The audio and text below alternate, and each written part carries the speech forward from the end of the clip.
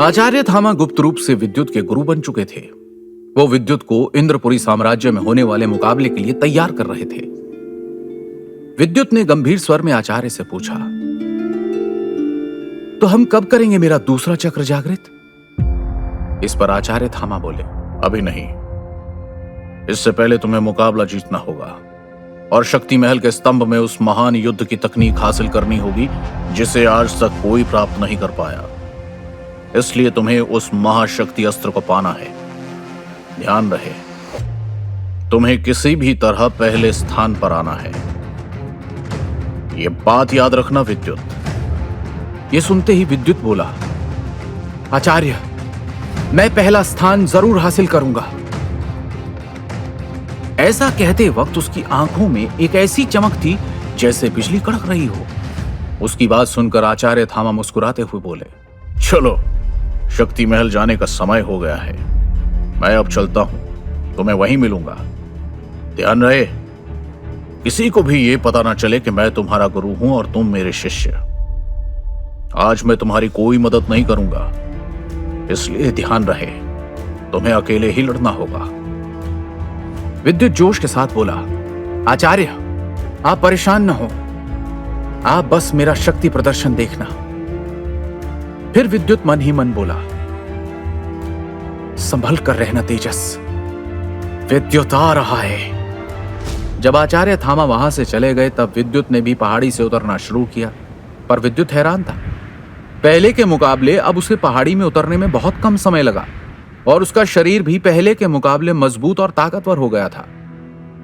विद्युत फल और सब्जियां लेकर अपनी झोपड़ी में पहुंचा, लेकिन जब विद्युत झोपड़ी के अंदर गया तो वो हैरान रह गया। उसकी दादी वहां नहीं थी। विद्युत ने आसपास देखा, लेकिन दादी का कोई नामो निशान नहीं था। अभी विद्युत सोच में डूबा हुआ था कि दादी आखिर कहां चली गई। तभी एक थप्पड़ उसकी गर्दन पर पड़ा और वो सामने आंगन में जाकर गिरा। विद्युत उठा और अपने कपड़े झाड़ते हुए बोला, दादी, अब क्यों मारा मुझे? विद्युत का सवाल सुनकर बूढ़ी दादी गुस्से से कांपते हुए बोली, तूने मुझसे झूठ बोला और कसम तोड़ी। तूने लॉकेट को गले से क्यों निकाला? क्या सोचा मुझे पता नहीं चलेगा? बेटा, मैं तेरे बाप की मां हूं। तू इतना बड़ा हो गया है कि मुझसे पूछे बिना मुकाबले में भी हिस्सा ले रहा है। तभी विद्युत बोला, दादी, आपको कैसे पता चला? इस पर दादी बोली, तू जब कल यहां नहीं था तो तेजस और उसके पिता आए थे। मैंने उनसे कहा कि तू मुकाबले में हिस्सा नहीं लेगा। बेटा, जब तक तेरे पिता लौट कर नहीं आते तब तक हमें ऐसे ही छुप कर रहना होगा। तू नहीं जानता, तुझे बचाने के लिए तेरे माँ बाप ने कितनी परेशानियों का सामना किया है। वो चाहते थे कि तू जिंदा रहे और अपनी जिंदगी आराम से जिए। यह सब सुनकर विद्युत को गुस्सा आ गया और वो बोला, किसने मुझे मारने की कोशिश की? मुझे बताओ दादी, कौन है जिससे लड़ने के लिए मेरे माता पिता गए और अब तक नहीं लौटे? जब दादी ने सुना कि विद्युत सच जानना चाहता है तो वो डर से कांपने लगी। यह डर इस बात का नहीं था कि उनका पोता विद्युत गुस्से में था। यह डर इस बात का था कि वो आएगा और उसके पोते को भी ले जाएगा। तभी दादी बोली, बेटा, तू मुझसे वादा कर कि तू एक आम जिंदगी जिएगा और दोबारा लॉकेट को नहीं उतारेगा। यह बात सुनकर विद्युत प्यार से अपनी दादी को बिस्तर पर बिठाकर बोला, दादी, आप कहती थी कि मेरे पिता एक महान योद्धा थे। उन्होंने आपको यह भाला मुझे देने के लिए कहा था, क्योंकि वो भी यही चाहते थे कि मैं ताकतवर बनूं और उन्हें ढूंढूं। क्या आप यही चाहती हैं कि मैं एक नालायक रहूं? क्या पता वो मेरा इंतजार कर रहे हों कि उनका बेटा एक दिन लौटेगा और उन्हें बचाएगा। इसलिए दादी, मुझे शक्ति महल जाने की इजाजत दो। ये सुनते ही दादी रोने लगी। उनकी बूढ़ी आंखों से आंसू बहने लगे और वो अपने पोते विद्युत के गले लगकर बोली, मेरा बेटा तो चला गया, अब ये बूढ़ी दादी इतनी ताकत कहां से लाएगी अगर उसके पोते को कुछ हो गया? दादी को रोते देख विद्युत दृढ़ता से बोला, इसीलिए दादी, मैं ताकतवर बनूंगा और इतना ताकतवर बनूंगा कि मेरे दुश्मनों की रूह भी खौफ खाएगी। ऐसा कहते वक्त उसके शरीर से बिजली की छोटी छोटी चमक बाहर आने लगी और उसके गले का लॉकेट लगातार उन्हें सोखते हुए चमकने लगा। जब दादी ने यह देखा तो उन्होंने अपने मुंह पर हाथ रख लिया और बोली, तूने अपना पहला चक्र जागृत कर लिया। यह बात सुनकर विद्युत हैरान हो गया, पर उसने उनकी बात को नजरअंदाज कर दिया। वो बोला, हां दादी, अब मैं 15 साल का हो गया हूं और मैं धीरे धीरे मेहनत और ध्यान करके अपने 7 चक्रों को जागृत करूंगा और एक दिन ब्रह्म योद्धा बनूंगा। जब दादी ने अपने पोते के मुंह से यह बात सुनी तो वो हैरान हो गई और बोली, मेरा पोता ब्रह्म योद्धा जरूर बनेगा। तभी दादी हड़बड़ाकर वहां से हट गई और सामान को इधर उधर फेंकने लगी। ऐसा लग रहा था जैसे वो कुछ ढूंढ रही हो। ये देख विद्युत से रहा नहीं गया और उसने पूछा, क्या ढूंढ रही हो दादी? पर दादी कुछ नहीं बोली। बहुत देर बाद दादी ने एक छोटी अटैची के जितना बक्सा उसके हाथ में दिया और कहा, ये तेरे पिता के कपड़े हैं विद्युत। जब भी तेरे पिता लड़ाई या मुकाबले के लिए जाते थे तो वो अक्सर इन्हीं कपड़ों को पहनते थे। ये कपड़े बहुत मजबूत हैं, जो शक्ति और ऊर्जा से बने हैं। इनमें कभी बदबू नहीं आती और ना ही ये कभी गंदे होते हैं। अब जब तू अपनी जिंदगी का पहला मुकाबला लड़ने जा रहा है तो ऐसे कपड़े पहनकर जाएगा। वहां पर बड़े बड़े अमीर और ताकतवर योद्धा आएंगे तो तू किसी से कम नहीं दिखना चाहिए। यह सुनकर विद्युत ने जल्दी से बक्सा खोला। उसके अंदर एक छोटा सा ग्रंथ और एक जोड़ी लाल और काले रंग के कपड़े थे। विद्युत जैसे ही ग्रंथ को छूने वाला था तो दादी ने उसे रोका और बोली, विद्युत, इसे जब तू जीत कर आएगा तब दूंगी, तब तक इन कपड़ों से काम चला। दादी की बात सुनकर विद्युत ने जिद नहीं की और कपड़े पहनने लगा। जब विद्युत ने कपड़े पहने तो वो एक योद्धा की तरह लग रहा था। काले रंग के कपड़ों पर लाल रंग का कोट और उस कोट पर अग्नि, वायु, पानी, आकाश, भूमि के चिन्ह बने थे। जब विद्युत ने उन चिन्हों के बारे में पूछा तो दादी बोली, तेरे पिता एक महान योद्धा थे बेटा। वो अग्नि, वायु, जल, आकाश, भूमि सभी शक्तियों को जागृत कर चुके थे। वो एक महान योद्धा थे। तू बिल्कुल उनके जैसा है। लंबे बाल, गोरा चेहरा और एक मस्कुलर शरीर के साथ लंबी कदकाठी में, काले रंग के कपड़ों के ऊपर लाल कोट, पीछे पंचतत्व के निशान, हाथ में सुनहरे रंग का भाला और गले में चमकते लॉकेट के साथ विद्युत एक महान योद्धा लग रहा था। दादी ने उसके माथे पर तिलक लगाया और कहा, जा बेटा जा, पर ध्यान रहे अपनी शक्ति से कम लोगों को आकर्षित करना। ये दुनिया हर उस इंसान के दुश्मन बन जाती है जो ताकतवर बनने की कोशिश करता है। दादी का आशीर्वाद लेकर विद्युत ने अपने चेहरे को कोट से ढका और शक्ति महल के रास्ते पर चल दिया। अपने पहले चक्र के जागृत होने के बाद विद्युत की चेतना स्थिर हो गई थी और उसे आसपास की सभी बातें सुनाई दे रही थी। इसके अलावा विद्युत की शारीरिक रचना भी गठीली हो गई थी। उसके हाथों की मांसपेशियां मजबूत हो गई थी और पहले से बड़ी हो गई थी और उसका चेहरा कस गया था। विद्युत इस बात से हैरान नहीं था। हैरान तो वो इस बात पर था कि आसपास से गुजरने वाली जवान युवतियां और महिलाएं उसे लगातार घूर रही थी।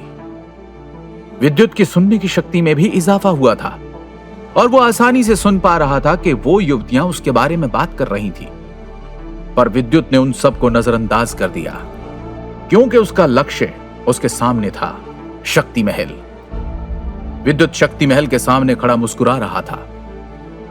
राज्य के हर इंसान का सपना इस महल में जाने का होता था, पर कोई भी इसके अंदर नहीं जा पाता था। आते जाते हर कोई बाहर से ही इस महल को देखकर आहें भरता था। अभी विद्युत महल को देख ही रहा था कि उसके कानों में आवाज आई। एक सैनिक उसके सामने आया और बोला, ए लड़के, यहां आम लोगों की कोई जरूरत नहीं। अगर तुम मुकाबले में हिस्सा लेने नहीं आए हो तो जाओ यहां से। दर्शकों के लिए मैदान में जगह बनाई गई है, वहां जाकर बैठो। ये महल सिर्फ योद्धाओं के लिए है।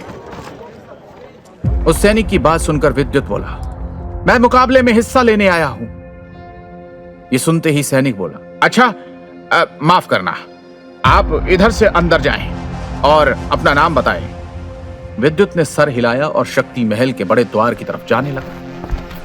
थोड़ी देर सीढ़ियों पर चलने के बाद विद्युत ने देखा एक सैनिक जो उम्र में बड़ा था और अपनी शक्ति के पहले स्तर पर था। विद्युत के सामने आते ही उस बुजुर्ग सैनिक ने कहा, अपना और अपने गुरु का नाम बताएं। बुजुर्ग सैनिक का सवाल सुनकर विद्युत ने शांत स्वर में कहा, मेरा नाम विद्युत है और मेरे पास मेरे गुरु की सुनहरी मोहर है, टाइगर के पंजे की, आप देख सकते हैं, और उनका परिचय देने से उन्होंने मना किया है। विद्युत की बात सुनकर उस बुजुर्ग सैनिक ने नजर उठाकर विद्युत को देखा और अपने रजिस्टर में लिखे नाम देख ही रहा था कि तभी दो लड़कियां भागती हुई वहां आई। उनके वहां आते ही सभी सैनिकों के चेहरे पर चमक आ गई। सच तो यह था कि ये दोनों लड़कियां इंद्रपुरी राज्य के एक दरबार की राजकुमारियां थीं। हालांकि इनका ओहदा राजघराने से कम था, पर शक्ति के मामले में यह परिवार राज्य के दो सबसे ताकतवर परिवारों में से एक था। उनमें से एक लड़की, जिसने नीले रंग की योद्धाओं जैसी कसी हुई ड्रेस पहनी हुई थी, विद्युत को धक्का देते हुए आगे आ गई और बोली, बुजुर्ग गहरा, मेरा नाम जल्दी से लिख लीजिए और मेरी बहन का भी। ये देखकर विद्युत हैरानी से बोला, देखिए मोहतरमा, मैं यहां पहले से खड़ा हूं।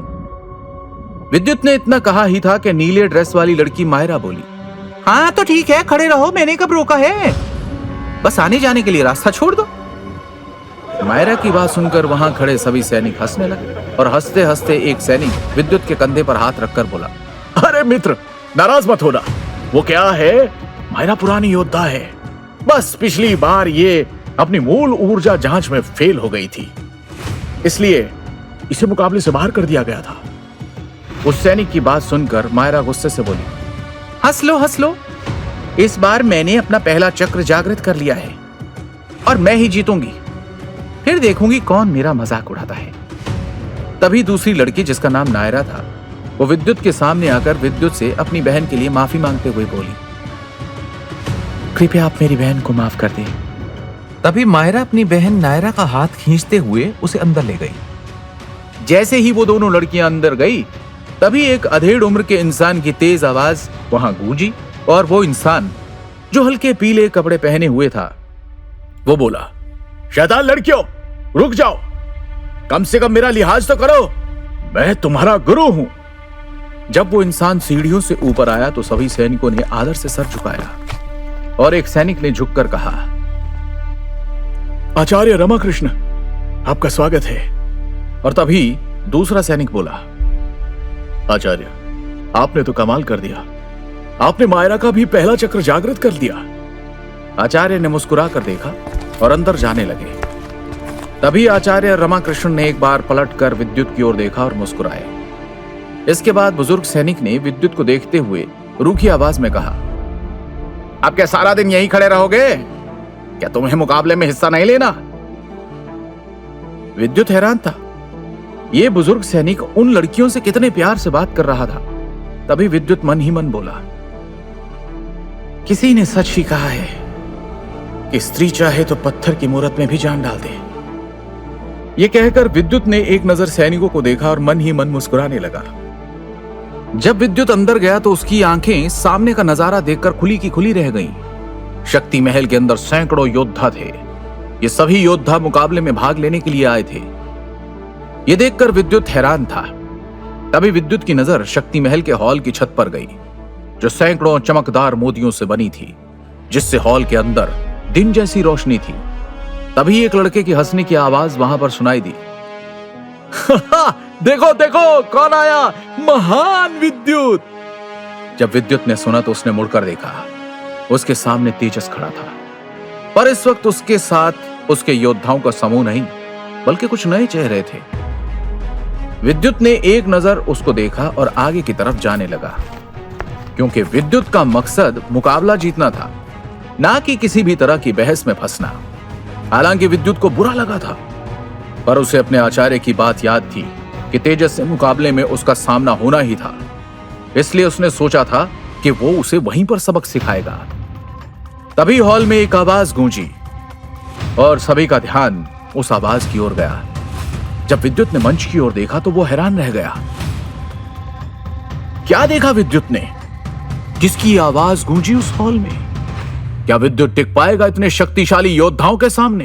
ब्रह्म योद्धा द डिस्ट्रॉयर के सारे एपिसोड्स को सुनने के लिए डिस्क्रिप्शन में दी लिंक से डाउनलोड करें पॉकेट FM ऐप।